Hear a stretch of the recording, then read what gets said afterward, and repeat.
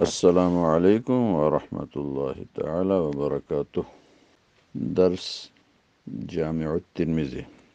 الحمد لولیہ والصلاة والسلام علی نبیہ وعلی آلہ واصحابہ المتأدبین بآدابہ، اما بعد۔ بسم اللہ الرحمن الرحیم۔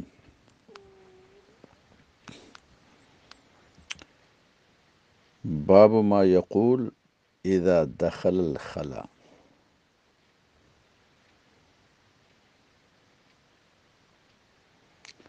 حدثنا قتيبة وحناد قال حدثنا وكيع عن شعبة عن عبد العزيز بن صهيب عن أنس بن مالك قال كان النبي صلى الله عليه وسلم إذا دخل الخلاء قال اللهم إني أعوذ بك. قال شعبة وقد قال مرة أخرى أعوذ بالله من الخبث والخبيث أو الخبث والخبائث۔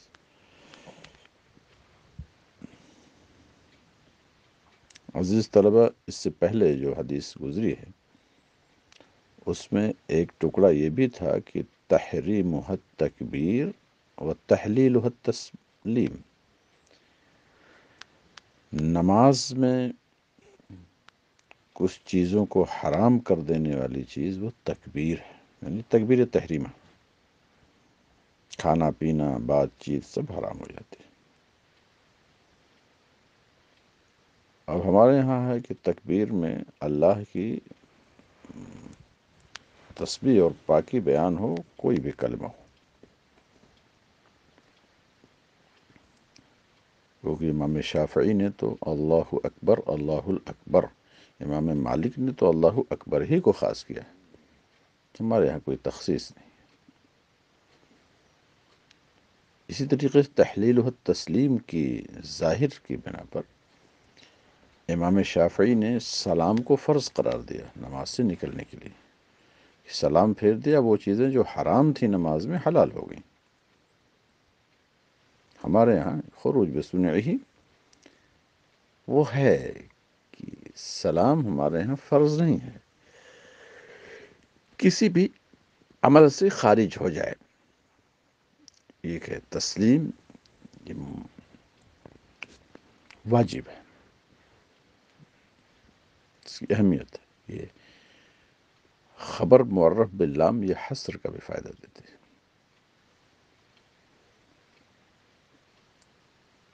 اور اس باب میں امام ترمذی نے عبداللہ بن محمد بن عقیل کو صدوق کہا ہے، لیکن بعض نقاد نے ان کی حافظے میں کلام کیا ہے، مگر اس قول کو مرجوح قرار دیتے ہوئے کہتے ہیں کہ میرے شیخ محمد بن اسماعیل بخاری فرمایا کرتے تھے کہ احمد بن حنبل، اسحاق بن ابراہیم، حمیدی، یہ سب عبداللہ بن محمد بن عقیل کی حدیث سے حجت پیش کرتے تھے۔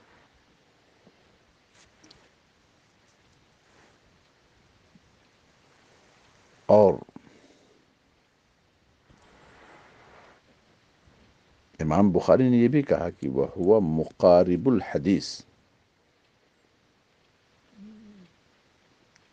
یہ عبداللہ بن محمد بن عقیل مقارب الحدیث تھے۔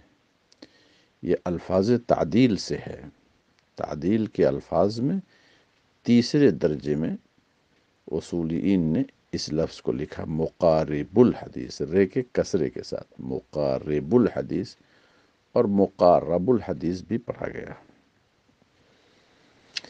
یعنی انہی الفاظ کے قریب قریب دوسرے نے بھی روایت کیا ہے، تو اس سے قوت آ جاتی ہے۔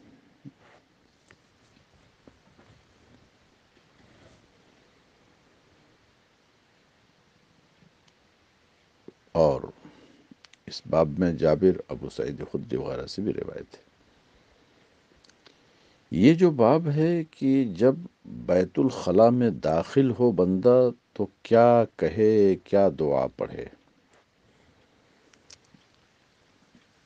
شریعت مصطفیہ علی صاحبہ الصلاۃ والتحیہ کی یہ وسعت ہے، عظمت ہے کہ زندگی کے ہر گوشے پر کلام کیا ہے، یہاں تک کہ پاخانہ پیشاب بھی، کیسے بیٹھو، کیسے اٹھو، کیسے آب دست لو، کیا پڑھو، کیا ہر گوشے پر۔ اسی لیے بڑے بڑے حکما نے حکمت عملیہ پر کلام کرنے سے قلم کو روک لیا ہے کہ شریعت مصطفیہ نے جتنی تفصیل سے بیان کیا ہے سب کے قلم قاصر ہیں۔ کتنے لوگ اس وجہ سے ایمان لے آئے کہ یقیناً یہ اللہ کا دین ہے کہ بندے کے ہر گوشے پر، ہر گوشے حیات پر گفتگو فرمائی گئی ہے۔ کیا بندہ کہے گا جب خلا میں داخل ہو؟ خلا بیت الخلا، جہاں قضاء حاجت کی جاتی ہے، اس کو خلا اسی لیے کہتے ہیں کہ لوگوں سے وہ خالی ہوتا ہے۔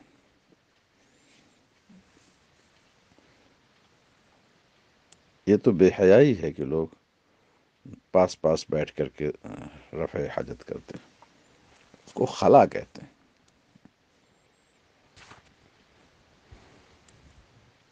تو اس میں جب داخل ہو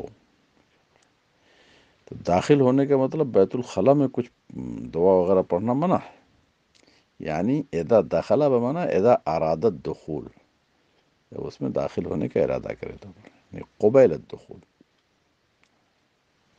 لیکن کبھی رفع حاجت کے لیے میدان میں بھی جاتے تھے لوگ، آج بھی جاتے ہیں بہت سارے ملکوں میں، تو وہاں پر کب یہ دعا پڑھیں؟ تو یہ ہے کہ جب اس جگہ خاص پر پہنچ جائے اور کپڑا وغیرہ اب صحیح کرنے لگے، کھولنے لگے، تو اس وقت پڑھے یہ دعا۔ اور اگر بھول جائے، یاد آئے بعد میں، تو دل ہی میں پڑھ لے۔ اور اس کی خاص وجہ یہ ہے کہ شیاطین اس موقع پر اذیت پہنچاتے ہیں۔ جب بندہ یہ دعا پڑھ لیتا ہے تو ان کی اذیت سے محفوظ ہو جاتا ہے۔ حضرت ایک صحابی رسول ہیں، حضرت سعد بن عبادہ غالباً،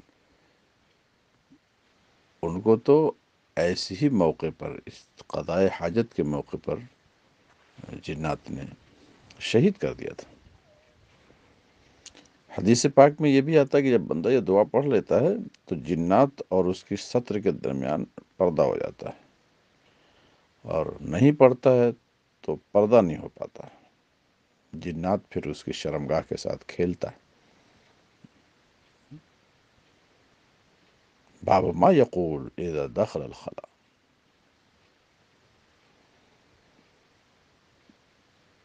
یہ سند حدیث حضرت انس بن مالک خادم رسول اللہ صلی اللہ علیہ وسلم پر جا کر منتہی ہوتی ہے۔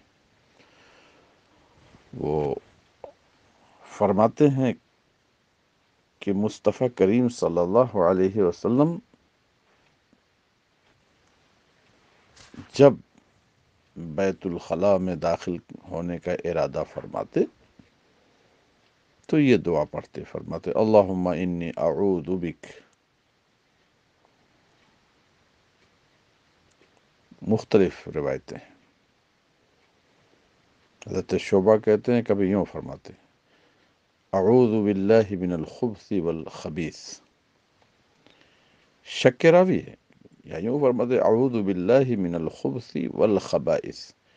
خبث، خبث، خبیث کی جمع، با کے سکون کے ساتھ اور با کے ضمے کے ساتھ دونوں، با کے ضمے کے ساتھ جمع خبیث، خبث، یعنی گندگی سے، مکروہ عمل سے۔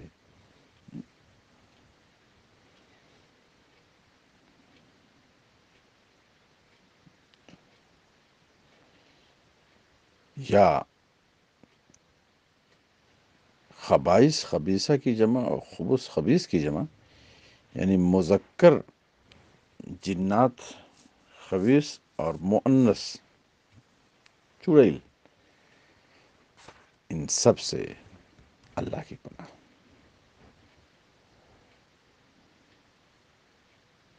بعض روایتوں میں اعوذ باللہ سے پہلے بسم اللہ کا بھی ذکر ہے، تو متعدد دعائیں یہ وارد ہیں، کوئی تخصیص نہیں، کچھ پڑھ لیں۔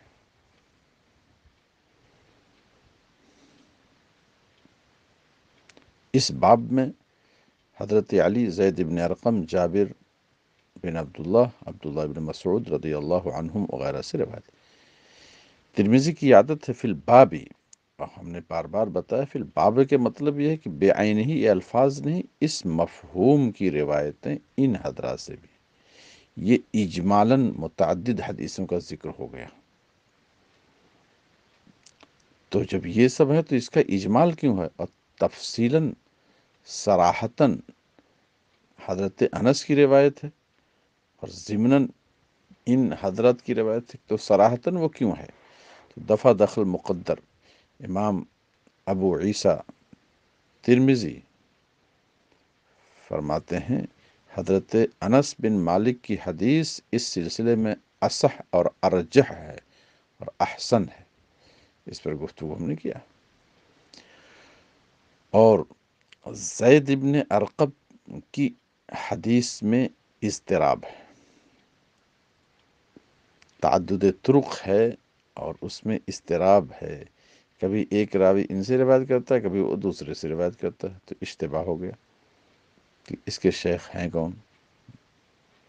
یہ اضطراب فی السند ہے، کبھی اضطراب فی المتن بھی ہوتا ہے۔ اب وہ اضطراب کا بیان ہے، دیکھیے 4 اضطراب کا ذکر کیا ہے امام ترمذی نے۔ نمبر 1، روا ہشام دستوائی، یہ ان کی آبادی کی طرف نسبت ہے، اور سعید ابن ابی عروبہ، یہ حضرات روایت کرتے ہیں کس سے؟ قتادہ سے۔ پھر دیکھیے سعید نے فرمایا عن القاسم بن عوف الشیبانی عن زید بن ارقم، یہ ہو گیا۔ پھر تیسرے دیکھیے قال ہشام دستوائی عن قتادہ عن زید بن ارقم، قاسم بن عوف کو ہٹا دیا۔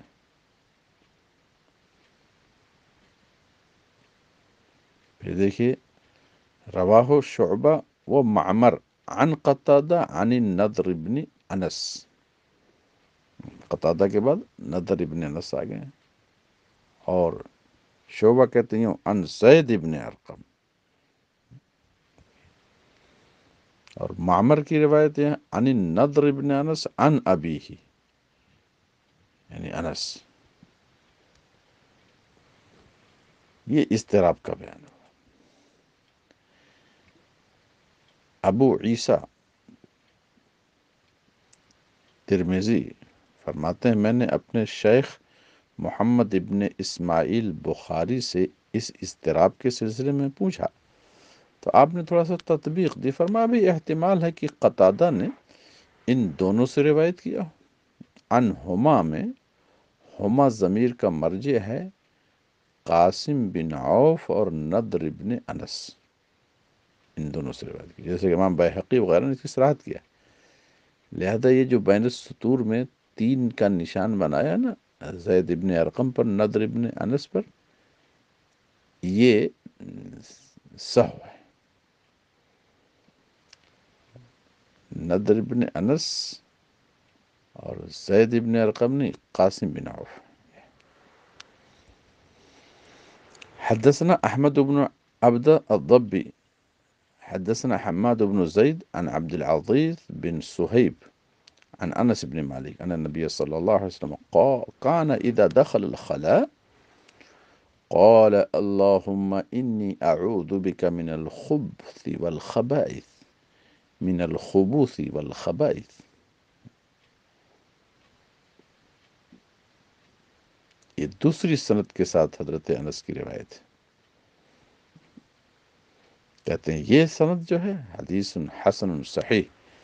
حسن صحیح پر بھی گفتگو ہوئی کہ ایک ہی سند کو حسن اور صحیح کیسے کہہ دیا. دو سند تھی، ایک سند سے حسن ہے، ایک سند سے صحیح.